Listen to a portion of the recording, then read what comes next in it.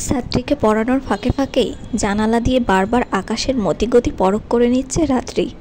পাথর পাথর মনটাও জান প্রাণ দিয়ে চাইছে আজ যেন বৃষ্টি নামে, কিন্তু মেঘ আর তার মনের কথা শুনছে কই? সে তো ভেসে ভেসে পাড়ি জমিয়েছে কোথাকার কোন শহরে। আর এদিকে মেঘবালকের ব্যক্তিগত মেঘবালিকার যে এই শহরে বৃষ্টি দরকার, সেদিকে গোটা আকাশের কারো খেয়াল নেই। রাত্রি মুখ ভার করল। বৃষ্টির সাথে আজ প্রচণ্ড ঈর্ষা হচ্ছে। মানুষটার যে এই বৃষ্টি ভীষণ পছন্দের। সন্ধ্যা ৬টা, রাস্তার হেডলাইট জ্বলছে নিভছে, আবার কতগুলো একেবারেই নষ্ট, আলো নেই। কয়েকটা শুকনো পাতা বাতাসে লুটোপুটি খাচ্ছে। বৃষ্টি না হলেও বাতাস ছেড়েছে, ঠান্ডা বাতাস। চুল ওড়না এলোমেলো করে দিচ্ছে নিজ দায়িত্বে। গেটের কাছাকাছি আসতেই রাস্তার ধারে নিভ্রানকে অপেক্ষা করতে দেখা গেল। গায়ে সেই আকাশি সাতটাই, ব্রাশ করা চুলগুলো বাতাসের ঝাপটায় একটু অগোছালো। রাত্রিকে দেখা মাত্রই দ্রুত পায়ে এগিয়ে এলো সে। রাত্রির চেহারা তখন বিধ্বস্ত, মলিনতায় ছেয়ে আছে। চোখ ভেঙে ঘুম পাচ্ছে। শটান হয়ে বিছানায় গা এলিয়ে দেওয়াটা এখন স্বর্গীয় শোক মনে হচ্ছে। আপনাকে অসুস্থ দেখাচ্ছে রাত, জ্বর আছে দেখি বলে রাত্রির গালে গলায় নিজের ঠান্ডা হাতটা ছুঁয়ে দিল নিভ্রান। সেই নিবিড় ছোঁয়ায় রাত্রি কেঁপে উঠল খানিকটা। নিভ্রানের কপালে সূক্ষ্ম চিন্তার বলি রেখা, প্রিয়জনের অসুস্থতার বেদনা। গাটা হালকা গরম, তবে জ্বর ওঠেনি। রাত্রিকে কিছু বলার সুযোগ না দিয়েই সে দ্রুত একটা রিকশা থামালো। চেহারায় চাপার আগের পরিপুষ্ট আভাস।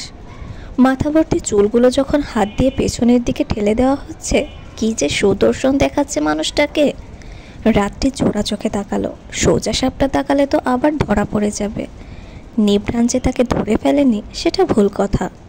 রাত্রিকে আর চোখে তাকিয়ে থাকতে দেখে সে মাথা ঝুঁকিয়ে হাসি থামালো। হাত ধরে ব্যস্ত গলায় বলল, উঠুন। রাত্রির ঘোর কাটল। কি একটা অবস্থা! লোকটা রিকশা দাঁড় করিয়ে রেখেছে, অথচ সে নাকি ফ্যালফ্যাল করে চেয়েছিল। সে উঠে বসল। নিভ্রান উঠলে রিকশা চলতে শুরু করলো। লম্বা হওয়ার দরুন রিকশার হুড তোলা থাকলে মাথাটা একটু কাত করে নামিয়ে রাখতে হয় নিভ্রানের, নতুবা বারবার বাড়ি লাগে। এই রিকশাটা বোধহয় একটু বেশিই ছোট। ফলাফল না চাইতেও রাত্রির মাথার সাইডের সাথে তার মাথা লেগে আছে। এক হাত রাত্রির পিঠের পিছন দিয়ে নিয়ে রিকশার হুটের সাথে ঠেস দেওয়া। মেয়েটার কপালের চুলগুলো উড়ে মুখের উপর সুড়সুড়ি দিয়ে যাচ্ছে। রাত্রি লজ্জিত ভঙ্গিতে বারবার চুল জামা ঠিক করে যাচ্ছে। কামিজের দুপাশের ফাড়া অংশটা বাতাসের উল্টো গতিতে কোলের কাছ থেকে সরে যাচ্ছে। কি বিশ্রী অবস্থা! তার উপর লোকটা এত কাছে, নিঃশ্বাসের বহর তার উন্মুক্ত কাঁধ জুড়ে। বাতাসে ঘোমটা পড়ে যাওয়ায় ওড়না নামিয়ে কাঁধের দুপাশ দিয়ে ছেড়ে দিয়েছে। মনে হচ্ছে জীবনের সবচেয়ে বড় ভুল। যতবার চুল ঠিক করছে ততবার নিভ্রানের গালে হাতের উল্টোপিঠ লেগে যাচ্ছে। লজ্জায় বুঁদ হয়ে আরও একবার চুলের গোছা কানের পিছে গুজল রাত্রি। হাত কাঁপছে। নিভ্রানের স্পষ্ট টের পাচ্ছে মেয়েটার কাঁপুনি। খুব খুব করে গলা ছাড়ল সে। রাত্রি একটু তাকাতেই চোখাচোখি হয়ে গেল। রাত্রি চোখ নামিয়ে নিল প্রথমে। নিভ্রান বার কয়েক পলক ঝাপটিয়ে সামনের দিকে তাকিয়ে গম্ভীর কণ্ঠে বলল, এত লজ্জার তো কিছু নেই, আমিই তো।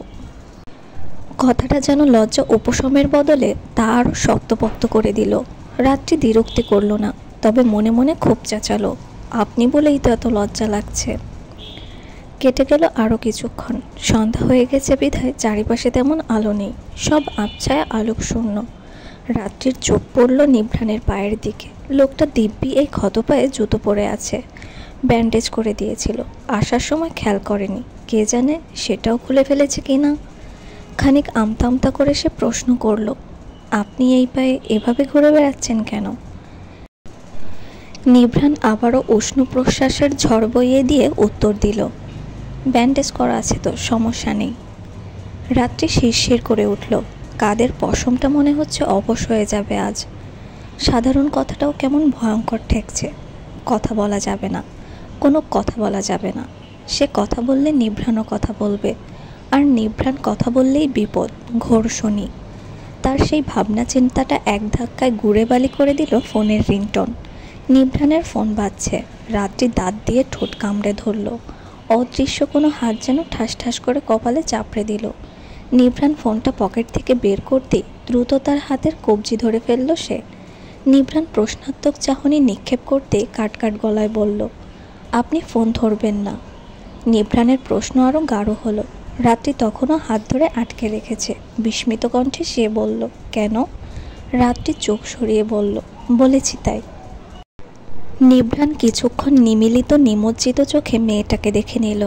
তারপর সাইড বাটন চেপে রিংটোন বন্ধ করে হাতটা আঁঠুর উপর নামিয়ে রাখল। একটু সময় যেতেই আবার সউদ্যমে বাজতে শুরু করলো ফোন। নিভ্রান এক পলক তাকালো, দ্রুত রিসিভ করে অধৈর্য গলায় বলল, ইম্পর্টেন্ট কল, 1 মিনিটে রাত। রাত্রির যেন দম বন্ধ হয়ে আসলো।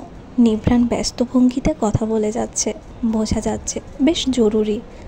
আচ্ছা, সে কি এখন অজ্ঞান হয়ে যাবে? মাথা ঘোরাচ্ছে কেন?